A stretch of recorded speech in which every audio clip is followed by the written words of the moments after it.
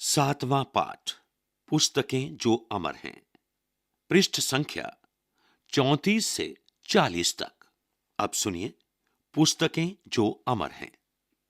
कोई 2000 वर्ष हुए, सी ह्यांग ती नाम का एक चीनी सम्राट था।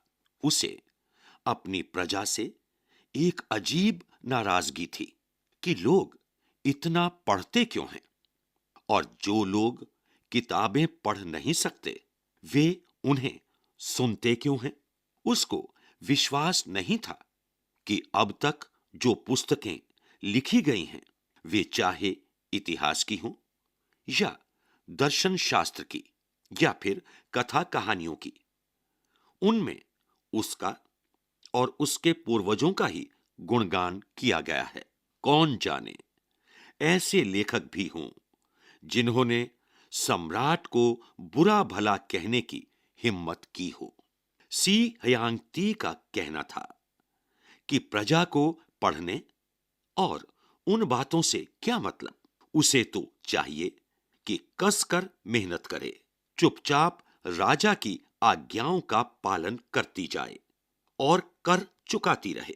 शांति तो बस ऐसे ही बनी रह सकती है। फिर क्या था? उसने आदेश दिया कि सब पुस्तकें नष्ट कर दी जाएं। उन दिनों पुस्तकें ऐसी नहीं थीं जैसी आज होती हैं। तब छापे खाने तो थे नहीं। लकड़ी के टुकड़ों पर अक्षर खुदे रहते थे। ये ही पुस्तकें थीं। उन्हें छिपाकर रखना भी तो आसान नहीं था। सम्राट के आदमियों ने राज्य का चप्पा चप्पा छान मारा।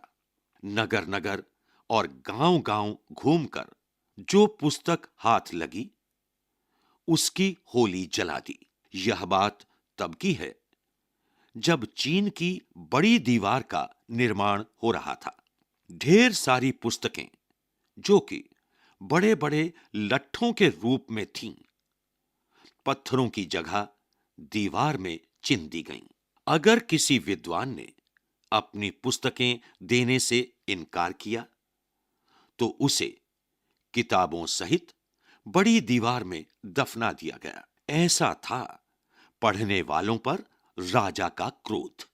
कई वर्ष बीत गए। सम्राट की मृत्यु हो गई। उसके मरने के कुछ वर्ष बाद ही लगभग सभी पुस्तकें जिनके बारे में सोचा जाता था कि नष्ट हो गई हैं, फिर से नए चमकदार लकड़ी के कुंदों के रूप में प्रकट हो गईं। इन पुस्तकों में महान दार्शनिक कन्फ्यूशियस की रचनाएं भी थीं, जिन्हें दुनिया भर के लोग आज भी पढ़ते हैं। किताबों को इस प्रकार नष्ट करने का ये एकमात्र उदाहरण नहीं है।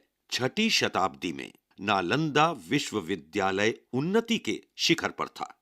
उन दिनों प्रसिद्ध विद्वान एवं चीनी यात्री वेन त्सांग वहां अध्ययन करता था। एक रात सपने में उसने देखा कि विश्वविद्यालय का सुंदर भवन कहीं गायब हो गया है और वहां शिक्षकों और विद्यार्थियों के स्थान पर भैंसें बंधी हुई हैं। यह सपना लगभग सच ही हो गया।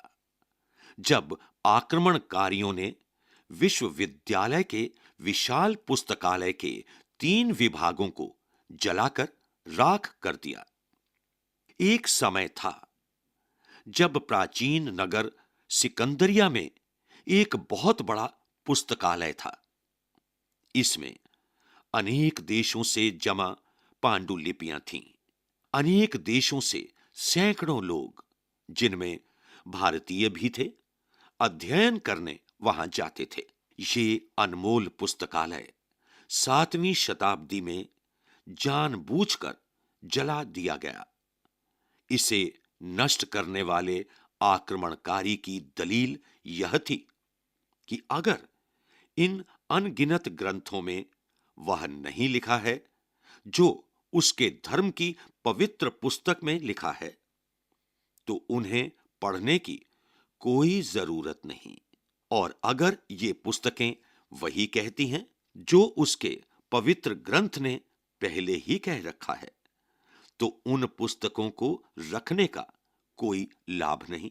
इस प्रकार कई बार विद्या और ज्ञान के शत्रुओं ने पुस्तकों को नष्ट किया, किंतु वही किताबें जिनके बारे में सोचा जाता था कि वे हमेशा के लिए बर्बाद कर दी गई हैं, फिर से अपने पुराने या नए रूपों में प्रकट होती रहीं। ठीक भी है, पुस्तकें मनुष्य की चतुराई, अनुभव, ज्ञान, भावना, कल्पना और दूरदर्शिता, इन सब से मिलकर बनती हैं।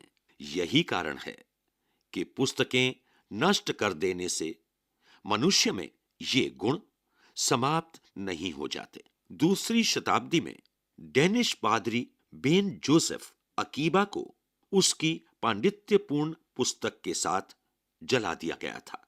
उसके अंतिम शब्द याद रखने योग्य हैं। कागज ही जलता है, शब्द तो उड़ जाते हैं। ऐसे भी लोग हैं जिन्हें पुस्तकें प्राणों से भी प्यारी होती हैं। अपनी मनपसंद पुस्तकों के लिए वे बड़े से बड़ा खतरा झेल सकते हैं। ऐसे भी लोग हैं जो अपनी प्रिय पुस्तक के खो जाने पर परेशान नहीं होते, क्योंकि समूची पुस्तक उन्हें जबानी याद होती है। पुराने जमाने में लिखे हुए को कंठस्थ कर लेने का लोगों का अनोखा ढंग था। यूनानी महाकवि होमर, जिसका काल ईसा से 900 वर्ष पूर्व है, के महाकाव्य इलियड तथा ओडिसी पेशावर गाने वालों की पीढ़ी दर पीढ़ी को कंठस्थ थे। इन दोनों महाकाव्यों में कुल मिलाकर 28,000 पंक्तियां हैं। कुछ चारण तो इससे चौगुना याद कर सकते थे। भारत में सदा से कई भाषाएं बोली जाती रही हैं, किंतु पुराने जमाने में संस्कृत का प्रयोग सारे भारत में होता था। भारत के कोने कोने से कवियों और विद्वानों ने संस्कृत के जरिए ही भारतीय साहित्य का भंडार भरा। प्राचीन भारत का दर्शन तथा विज्ञान दूर दूर के देशों तक फैला। हिमालय पर्वत और गहरे गहरे सागरों को पार करके भारत की कहानियों का भंडार, कथा सरित सागर, पंचतंत्र और जातक दूर दूर देशों तक पहुंचा। यह भी सब जानते हैं कि बाइबल के अनेक दृष्टांतों, यूनानवासी ईसप के किस्सों, जर्मनी के ग्रिम बंधुओं और डेनमार्क के हेंस एंडरसन की कथाओं के मूल भारत में ही हैं। साहित्य की दृष्टि से भारत का अतीत महान है, इसमें शक नहीं। मनोज दास, अनुवाद बालकराम नागर। अभ्यास। शब्दार्थ: अजीब, अनोखा, अद्भुत। नाराजगी, गुस्सा, क्रोध। कर, लगान, टैक्स। पांडुलिपियां, पुस्तक की हस्तलिखित प्रति। कृत्रिम, नकली, बनावटी। जमा, इकट्ठा। अनगिनत, जिसकी गिनती न हो सके। दूरदर्शिता, आगे की सोचना। जबानी, मौखिक। चारण, यशगान करने वाला समुदाय। अतीत, बीता हुआ समय। शक, संदेह। एक, पाठ से। क, सी हियांग ती के समय में पुस्तकें कैसे बनाई जाती थीं। ख, पाठ के आधार पर बताओ कि राजा को पुस्तकों से क्या खतरा था। ग, पुराने समय से ही अनेक व्यक्तियों ने पुस्तकों को नष्ट करने का प्रयास किया। पाठ में से कोई 3 उदाहरण ढूंढ कर लिखो। घ, बार बार नष्ट करने की कोशिशों के बाद भी किताबें समाप्त नहीं हुई, क्यों। 2, तुम्हारी बात। क, किताबों को सुरक्षित रखने के लिए तुम क्या करते हो? ख, पुराने समय में किताबें कुछ लोगों तक ही सीमित थीं। तुम्हारे विचार से किस चीज के आविष्कार से किताबें आम आदमी तक पहुंच सकीं? 3, सही शब्द भरो। क, साहित्य की दृष्टि से भारत का रिक्त स्थान महान है। विकल्प हैं अतीत अथवा भूगोल। ख, पुस्तकालय के 3 विभागों को जलाकर रिक्त स्थान कर दिया गया। विकल्प हैं गर्म अथवा राख। ग, उसे किताबों सहित रिक्त स्थान में दफना दिया गया। विकल्प हैं जमीन अथवा आकाश। घ, कागज ही जलता है, रिक्त स्थान तो उड़ जाते हैं। विकल्प हैं शब्द अथवा पांडुलिपियां। 4, पढ़ो, समझो और करो। जैसे कि इतिहास, इतिहासकार, शिल्प, गीत, संगीत, मूर्ति, रचना। 5, दोस्ती किताबों से। क, तुमने अब तक पाठ्य पुस्तकों के अतिरिक्त कौन कौन सी पुस्तकें पढ़ी हैं? उनमें से कुछ के नाम लिखो। ख, क्या तुम किसी पुस्तकालय या पत्रिका के सदस्य हो?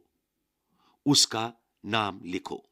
6, कहानी किताब की। मान लो कि तुम एक किताब हो, तो अपनी कहानी लिखो। मैं एक किताब हूं, पुराने समय से। इसके आगे स्वयं लिखो। 7, वाक्य विश्लेषण। किसी भी वाक्य के 2 अंग होते हैं, उद्देश्य और विधेय। वाक्य का विश्लेषण करने में वाक्य के इन दोनों खंडों और अंगों को पहचानना होता है। जैसे वाक्य, मेरा भाई मोहन कक्षा 7 में हिंदी पढ़ रहा है। इसमें मुख्य उद्देश्य है मोहन, कर्ता का विशेषण मेरा भाई, क्रिया पढ़ रहा है, कर्म हिंदी, कर्म का विशेषण कुछ नहीं, पूरक कुछ नहीं, विधेय विस्तारक 7 कक्षा में। अब इस वाक्य का विश्लेषण करो। मोहन के गुरुजी श्याम पट्ट पर प्रश्न लिख रहे हैं। 8, बातचीत। आगे किताबें नामक कविता है, उसे पढ़ो और उस पर आपस में बातचीत करो।